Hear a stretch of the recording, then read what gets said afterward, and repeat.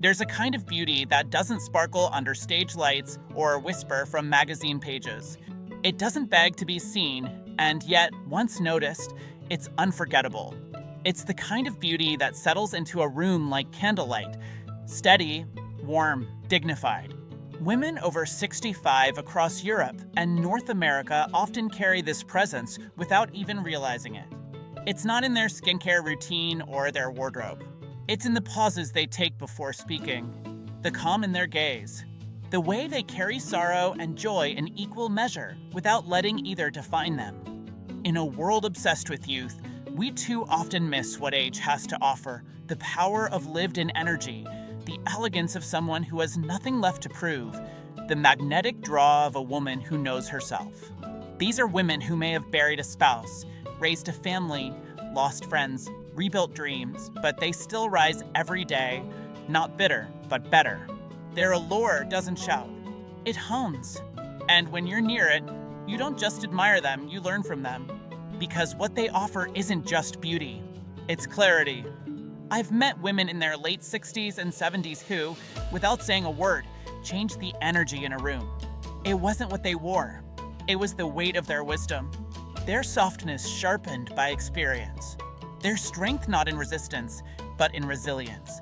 This is the kind of magnetism we rarely talk about, but desperately need to.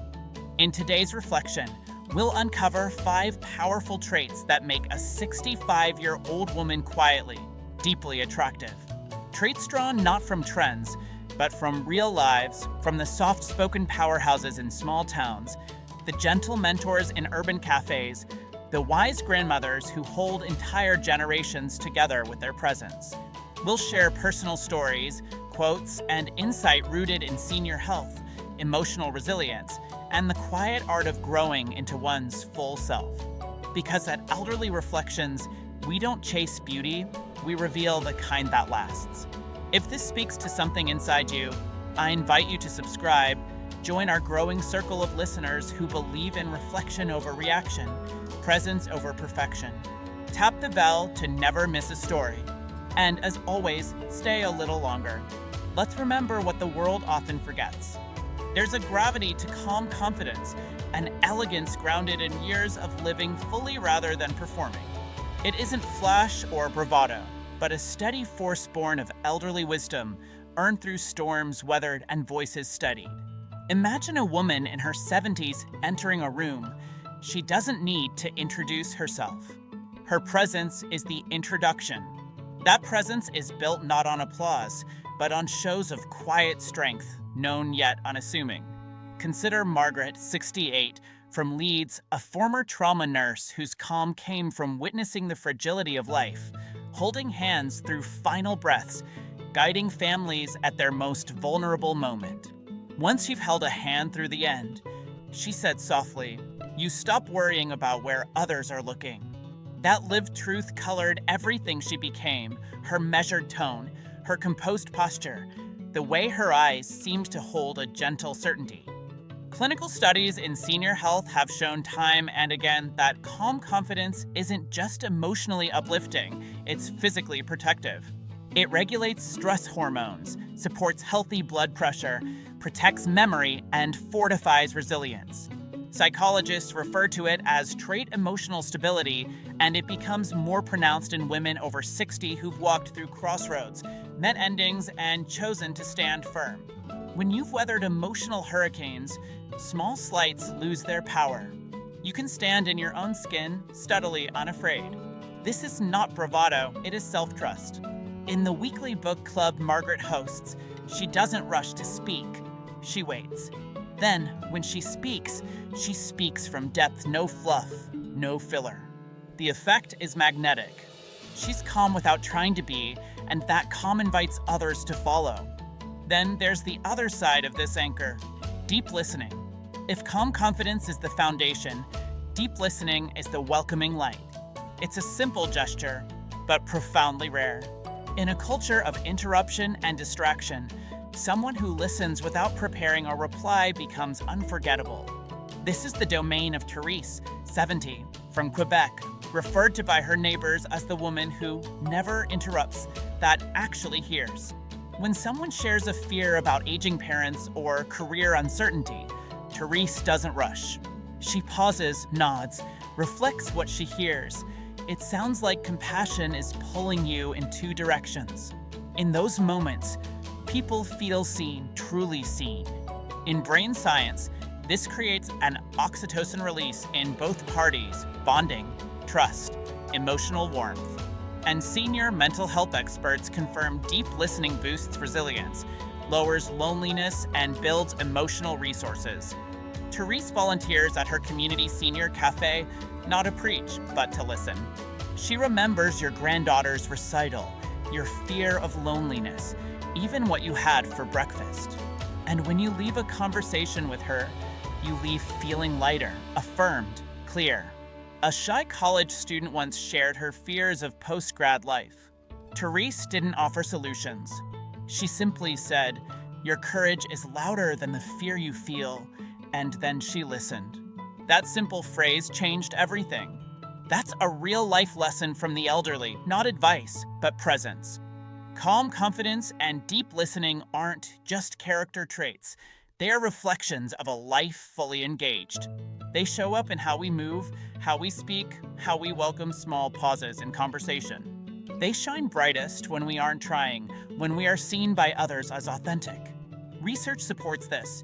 Seniors who feel confident and emotionally connected experience better sleep, fewer chronic illnesses, and stronger cognition. Deep listeners reduce isolation in themselves and others, and when a room is held by someone who listens fully, honesty blooms and trust follows silently. How do we cultivate these quietly powerful traits? First, pause before speaking. Even that half-second breath resets the tone of conversation. Second, choose presence over perfection. Show up imperfectly, but authentically. Third, listen without forming a rebuttal. Give space to the words you hear. Fourth, reflect what you catch. It sounds like before offering anything. Fifth, embrace comfortable silences. They give people room to think, to feel. Sixth, remember your own journey. Every joy, every scar, every lesson is part of your presence. Margaret and Therese both learned this slowly. Margaret started by breathing deeply during code blues in the ICU. Therese by learning to ask quiet questions instead of giving advice. Neither realized it could shape attraction or charisma. But when a room settles because someone is calm and listening, something shifts. The effect is deep and sober, like the still after a storm. These two traits, quiet strength and listening presence, lay the basis for powerfully attractive women over 65. They don't depend on youthful features or flashy style. They arise from being fully present and valuing others' presence. There's a kind of inner light that deepens over decades, a genuine warmth, the glow that doesn't fade or dim with time. This warmth isn't something taught in etiquette class or discovered on the glossy pages of lifestyle magazines. It's a milieu, a terroir of the soul, nurtured by years of lived experience, compassion, and grace. It's the soft certainty that people matter simply because they exist, not because they perform or fit any mold. In women over 65, this glow isn't a crafted persona. It's a presence shaped by joys and losses, by nurturing children and comforting friends, by standing firm through quiet storms and celebrating the simplest kindnesses. You sense this warmth in the way they hold your hand when you cry, how they breathe with you during pain, how they say your name and hear the unsaid sorrow behind your words. Take Elena, 72, from Florence. For decades, she ran a tiny bakery where the aromas of fresh bread were only part of the daily comfort. Her true gift was her warmth. Neighbors flocked not just for her biscotti, but for her presence. She'd know my name before I opened my mouth, a friend recalls. She remembered my dread over my daughter's surgery, my joy at new love. She made people feel held. Now, volunteering quietly in a hospice ward, Elena reflects, "When I was young, I believed beauty was in the way people looked at me. Now, I know beauty lives in the way people feel around me." That gentle refuge she offers isn't showy. It's a shelter spoken in voice, tone, gaze, and affirmation. It's a radiance as warm as a hearth, not a spotlight. Studies in emotional intelligence and aging show that such compassion lowers cortisol, steadies moods, and helps people feel safe. In her presence, people breathe easier, feel seen, and remember what it's like to matter. And this warmth extends beyond familiar circles. Anita, 70, from Ontario, rides the public bus daily, not out of necessity, but curiosity and care. She greets the driver by name, teases the grocery clerk about her overpacked cart, and lifts strangers' eyes with gentle humor. You'd be amazed how many people melt after one kind remark. She laughs. She doesn't try to fix anyone. She just gives them a moment of soft welcome. Her face carries few cosmetics, but her presence glows with sunlight through amber leaves, never flashy, but deeply comforting. Strangers who cross her path often say her presence reminds them of safer, kinder times. That's the quiet magic of lived warmth. Next, consider intellectual curiosity, the gentle spark that keeps her mind alive and her spirit luminous. In a world where aging is often equated with decline, these women challenge the stereotype. They invest in wonder, not for competition, but for joy. They read books they set aside in youth, join neighborhood lectures, or learn new technologies, not to keep up, but to explore new worlds. This curiosity lights something inside them, brightening their gaze, shifting their posture, sharpening their presence. It sends the message, I'm still here. I'm not done growing. Catherine, 67, from Vermont, began learning Mandarin at 64 simply to surprise her neighbor. Each morning she sips tea with flashcards, listens to cooking videos in Mandarin, and scribbles her new characters in a weather journal. When she slips out a simple phrase, ni hao, her eyes light up. She laughs, I'm not doing this to be fluent. I'm doing this to feel new again. And brain scans show Catherine's choice pays dividends. Lifelong learners maintain sharper memory, greater emotional balance, and stronger neural resilience.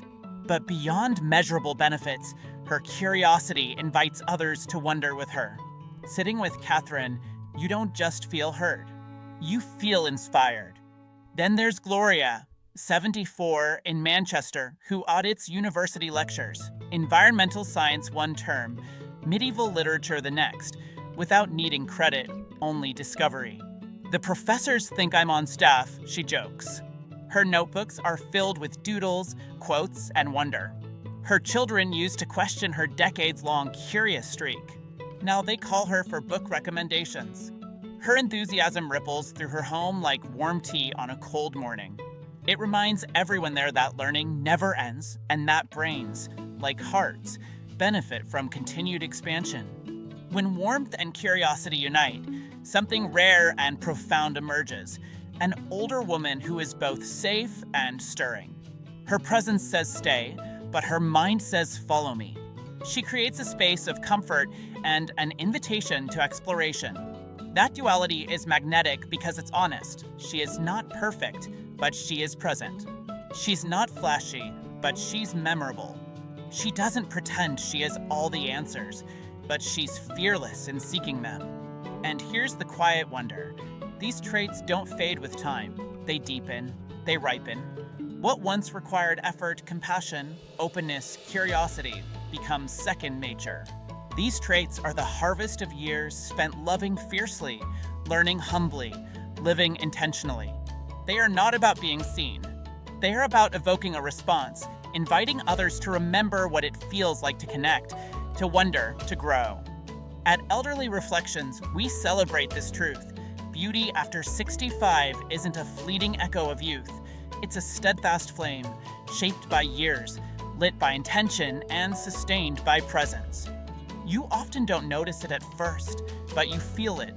The pause before she responds, the steadiness behind her words, how even in turbulence she remains grounded. That quiet strength, unspoken and unshaken, is something more than patience. It's emotional resilience, a courage that isn't born overnight, but cultivated over decades of enduring, recovering, and still loving. This isn't the kind of strength that needs applause or affirmation. It's the kind that stays behind when everyone else walks away, that forgives when it's hard, that folds both grief and grace into a single breath. Women over 65 who carry the strength don't try to impress, they embody calm. Because they've lived through enough to know that most storms pass, and that peace doesn't come from control, it comes from surrender. Linda, 69, from Edinburgh, became a single mother overnight when her husband fell gravely ill. For years, her life was all quiet sacrifice, navigating hospital corridors, raising her sons alone, managing late bills and early mornings. "I don't think I breathed deeply for 10 years, she admitted. But somehow, through the ache of repetition and the absence of thanks, she didn't harden. "I softened where it mattered and fortified where I needed to," she said. Today, she runs a small women's circle, offering space for others to share stories without shame. And what people say after meeting Linda isn't about her words, it's her presence. "She feels like rest," one woman said. "Like home." Modern neuroscience now echoes what generations of lived experience have already whispered. Emotional resilience in seniors isn't just a personality trait, it's a physiological anchor. Studies consistently show that older adults who've cultivated inner stability and emotional regulation exhibit lower cortisol levels, the stress hormone known to wear down the immune system over time. Their bodies recover from illness more quickly. Their minds remain clearer, sharper, more adaptable. But behind these medical metrics lies something deeper, something not measured in charts, but in character. Because emotional resilience is not about smiling through pain. It's about staying rooted, even when the winds of grief, loss, or change blow hard. It's about showing up with your laugh lines that speak of joy and sorrow, your hands weathered not by age, but by years of giving, working, loving. It's choosing not to retreat from life when it hurts, but to remain in it gently, firmly, honestly. A woman over 65 who holds this kind of strength doesn't flaunt it. She embodies it. It's there in the way she listens without rushing to fix. It's in the way she comforts, not with platitudes, but presence. It's in the quiet assurance that whatever today brings, she's seen worse and survived better. Her wisdom isn't just mental, it's cellular. Her body remembers what it means to be overwhelmed and still breathe. Her spirit knows the terrain of loss and joy and how to hold both at once. This kind of resilience doesn't fade with age, it ripens. It's not brittle, it's flexible. Not hardened, it's deeply humane. And when you sit beside such a woman, you feel it. The steadiness, the safety, the profound beauty of someone who didn't just grow older, but grew through life and remained open. That is the strength we recognize. That is the spirit we honor. And just when you think it can't get richer, you meet her joy. Not the kind that performs or seeks attention, but the joy that comes from rediscovery. The joy that arrives when a woman reconnects with a version of herself she thought she'd lost. You see it in the softness of her eyes, the way she closes them during her favorite song, the spontaneous giggle when someone tells a silly story. That joy doesn't need staging. It needs permission, and after 65, many women finally give themselves that. Sonia, 75, from Colorado, had once climbed high in the corporate world, always in control, always composed. But when her grandchildren were born, something shifted. "I didn't want to be remembered for emails," she said. She began painting again, in watercolors, the kind she used to dabble with as a teenager. At first, she said it felt foolish, but then something inside her lit up. "I wasn't painting masterpieces. I was painting memories. My own." Her home became dotted with color, sunflowers on windowsills, sketches of mountains taped to the fridge, even birthday cards she handmade for neighbors. "Painting made me fall in love with myself again," she said. And in that rediscovery, she became radiant, not because she sought it, but because she remembered it. Science, again, supports this subtle miracle. Studies show seniors who engage in creative hobbies, social laughter, or even light movement to music experience lower inflammation markers, increased dopamine levels, and stronger emotional bonds. Laughter becomes a healing act. Joy becomes a form of resistance against loneliness, against invisibility, against fading into roles that no longer serve you. And when resilience meets joy, something quietly powerful happens. A woman who has endured but still laughs freely, who has seen loss and still chooses light, is unforgettable. She doesn't wear her suffering like a badge, but she doesn't hide it either. She folds it gently, keeps it close, and lets her warmth rise from beneath it. When you sit beside her, you feel safe. You feel seen. And without trying, she teaches you something vital. That beauty after 65 isn't about undoing time. It's about owning it. Fully, gracefully, honestly. So as we close this reflection, let's be honest. Attraction after 65 is not about competing with youth. It's about honoring the years that shaped you. It's not about erasing wrinkles, but remembering what they witnessed. The births you held, the losses you survived, the ordinary mornings that quietly became your most treasured days. A woman becomes deeply attractive when she no longer chases approval. She simply is. In her presence, people feel safer. They feel seen. And not because she tries to impress, but because she lives with intention. The traits we explored today, calm confidence, deep listening, warmth, curiosity, resilience, and authentic joy, are not things you put on. They're the result of a life lived fully. They are the quiet gifts of age, the inner flame that burns steady even when the world rushes by. This is what we celebrate at Elderly Reflections, the power of senior wisdom, the strength that comes from living honestly, and the beauty that cannot be bottled because it's born in presence, not performance. So, if you're a woman over 65, know this. Your light has not dimmed. It has softened, and in doing so, it's become more powerful. You are not behind. You are not invisible. You are essential. You carry a kind of beauty that inspires not admiration, but remembrance.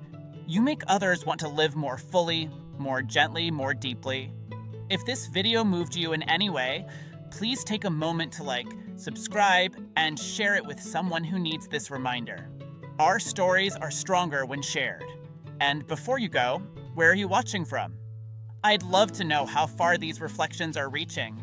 Let's keep the light alive together.